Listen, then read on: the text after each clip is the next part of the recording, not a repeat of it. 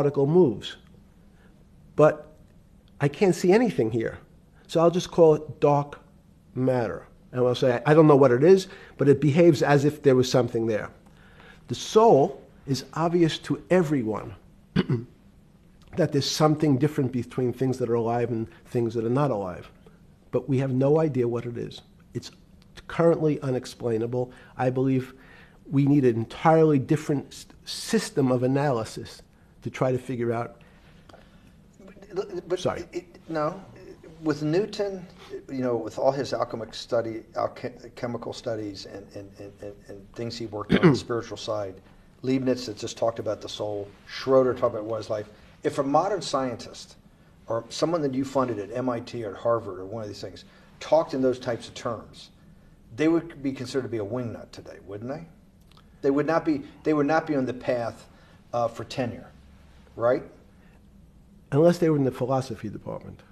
This is exactly my point. We're talking about three of the greatest mathematicians in mankind's history that have really changed mankind. Talking like this, what happened? How do we get to a situation where they could not be in the high physics? They could not be in the mathematics department or working in high energy physics. Good. It's an easy answer. Newton was a combination of mathematician or geometer then and philosopher, and as time went on, those disciplines seemed to move apart. We had philosophy. Some of the philosophers can't do math, and some of the mathematicians. And again, mathematicians often break into two categories: people that solve problems. Those are more like geometers in the old days, just problem solvers. And then there's thinkers, theoreticians. They're more like the old movement towards philosophy. But neither one of those two groups have been able to figure out why something is alive as opposed to something that's not alive. No one's been able to describe what the soul is, but we all know it exists. And I think what we need is science is a bad word. I think science only describes the things we already know about the physical world. In fact, there's an argument that the physical world that we see has been created out of our systems of mathematics. Mathematics, everyone knows mathematics describes the physical world much greater than it should, unless my view, the physical world really comes out of conscious beings that have mathematics. So they create it. This table appears to you and I to be solid. To a bat, because we have light that's bouncing off the table into our eyes, it appears solid. If instead of eyes that responded to wavelengths of visual light, our eyes responded to radio waves, the radio frequencies, it's not different, it's the same type of frequency as light, but different speeds, the table's invisible. We know that our phone works in this room. So the waves are coming through the windows, the waves are coming through the walls. So the walls are invisible to that type of radiation, that type of energy. The walls I can see them because my eyes, a physical system, determines that the walls are there. You, with Murray Geldman, you founded, or were the original donor, and had the idea of Santa Fe Institute. In 10 or 15 years later, that effort to study the complexity of systems mathematically. Yes. Was a total failure. Yes. A total failure. Total failure. Why is that? It's the failure of science because, in fact, if to some extent science doesn't describe romance. I don't know why I'm attracted to somebody. I don't know. People are attracted to each other, and everyone has the same feeling. They've seen someone walk in the room, and they say, "Oh, that person gives me a creepy feeling." Science has tried to describe. Science doesn't describe what creepy feelings means. They just know it's a creepy feeling. I think women, as I said the last time, have an intuitive sense. What is intuitive? They have intuition, they have feelings, and they're able to deal in the realm of things that men, especially men like myself, find unexplainable. Women have intuition, men see things a bit differently. Men want to measure everything. Women are not really that interested in measuring. In what you're saying in macro terms, you actually think science, mathematics, maybe ultimately technology is moving to that more intuitive? I think science and math are old-fashioned. And unfortunately, people are still taught that they have to learn algebra in school and certain things in school, as opposed to learning to have an emotion. Is this what Larry Summers was trying to get at? Maybe he didn't say it perfectly enough, but what he was trying to get to in that system, the systems we study today, the way mathematics is either taught or understood, that women just haven't gotten up to the highest realms of engineering or physics or mathematics because of that. And you're actually implying that there's a either new branch of science, or we've hit an inflection point like in Newton that's going to go in a Newton took mankind in a different direction because he was able to measure. Then you had subatomic, non-Newtonian physics later. Are you saying that you think there's another developing field that's coming up that may take us, I don't know how many decades to get our hands around, but that's what's evolving out of this? Yes. Yeah. In fact, I think that mathematics, it's not the end of science. Every year someone says it's the end of, we can't discover everything. There's lots to discover with relationship to the physical world, but we know a lot already. In respect to the unexplainable world, we almost know nothing. Women, again, sense it. And instead of Larry Summers, I won't digress too much, but Howard Gardner early on said, there's not one form of intelligence. It's not mathematical intelligence. There's emotional intelligence. There's kinesthetic intelligence. There's this argument that I reject that black people are less intelligent than white people. It's not true. We know, for example, that if I was in the forest and I had to run from the lion or figure out a way not to be eaten, and my competition is a local African, I'm the one who's getting eaten because they have the intelligence to deal with their local environment. So it's just different. It's not better, it's not worse, but there's many differences amongst different types of people. And so people have different intelligences, and they excel in some intelligences usually and less so in others. When did it come to, because the world of high finance is a world of pure reason, or is it a lot of emotion and gut checks and on trading desk and central banks when these decisions get made? Is it that high church, like the high church of science of high energy physics, or is it as much emotion that comes in as much as the mathematics and the reason? It's a great question.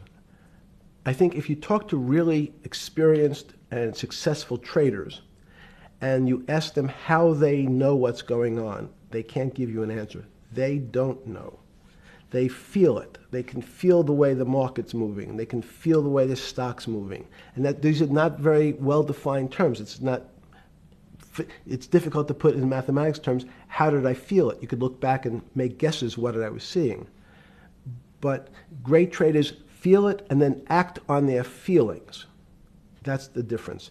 Many people feel it but are afraid because they want a mathematical justification before they take that next step. When you first got on the trading desk at Bear Stearns in the late 70s or mid 70s, were you shocked by how little actual understanding of mathematics that the traders comprehended? Yeah, well, again, we had a Texas Instrument calculator. Most stockbrokers, especially before 1975, if they were good stockbrokers, could add. That's about it. They could multiply. If you could multiply, you were already in the top 15% of stockbrokers. Stockbrokers simply meant there's a story. When I went to the first person, I had no money. And I said, how much money do you make a year? And he said, $400,000. I said, impossible. I'm making $10,000. That's probably more than your family had made in its entire existence. Yes. And he makes it in a year. I said, what do you do? And he said, it's too complicated for you to understand. Which is what the main thrust of Wall Street people, they want to tell you it's too complicated. Because if you understood that person was simply, he had a brother-in-law, in fact, in this case, who ran the pension fund at General Motors. His brother-in-law would call him and say, buy 1,000 IBM. He'd hang up the phone, he'd write it out on a ticket and walk it to a window. That was his entire skill set. Hello, write what my brother-in-law says, walk it to a ticket window. Give me an example when you were on the trading desk in the early days of Bear Stearns of a time that you felt either complete uncertainty or you saw total panic, where something was happening that people couldn't foretell and that they were like in an airplane cockpit where it's going wrong. Walk us through that. In 1978, I think it was, across the news wires, there had been a collapse of the currency in Thailand. On the other side of the world, had no relationship to me. I wasn't sure where Thailand was. But the fact that a currency, a country's money, had all of a sudden dropped tremendously in value, affected the rest of the world's markets. And people panicked because they'd never seen that before. A very small part of a very complex system had a shock throughout the whole system. So prices on Park Avenue apartments, the bond markets, the stock markets, every started to gyrate.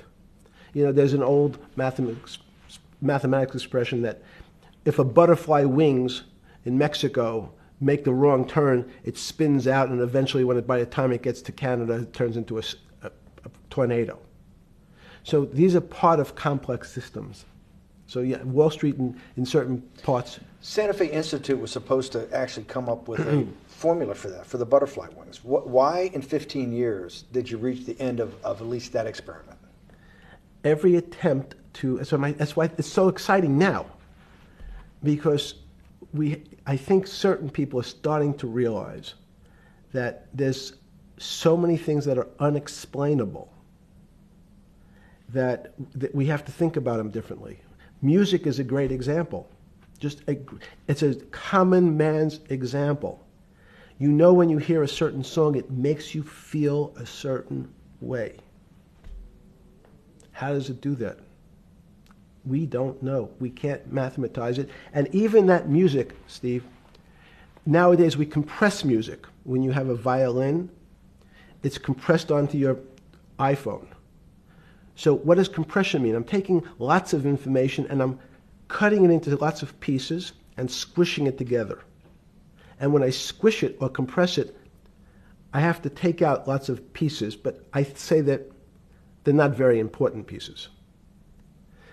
It's those pieces that we take out when we compress data, to me, are the most interesting parts of life. You just said a while ago, part of this new search for science may go back to when people were actually talking about a soul, and you said there's no doubt in your mind that there is a soul. Describe for me what you mean by that. What do you mean by soul? What do you mean soul different than the physical analog body that we're seeing on film right now? It's difficult to describe in words. I mean, I'm not a poet. Poems get a little closer to what that really means. But even the concept of what is life becomes complicated when you deal with plants and seeds. Is a seed alive? I don't know. Certain people would say, no, it's dead. When you're a banana, one of my favorite examples is the banana that's sitting on the countertop in your kitchen today. Is it alive or dead? What do you think about human life? What is human? Tell me about human life. But your banana is alive. That banana is breathing. It's on your. You say that's impossible, Jeffrey. No, it's not. Is the banana conscious? All these words. These are words. So everyone's trying to fit a very complicated concepts into a very small box called conscious or alive. These don't fit in that way. So if you put your banana in a bag and put another fruit in with it, the fruit ripens faster because the banana breathes with it. We don't understand most of those things.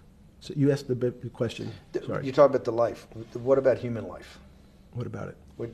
Tell me what do you think? What do you think human life is? It's a miracle. It's a miracle. And when I say miracle, I can't explain it, and I make no attempt to explain it at the moment. We don't know how to think about it. And anyone, again, another one of the Feynman quotes when he was talking about quantum physics.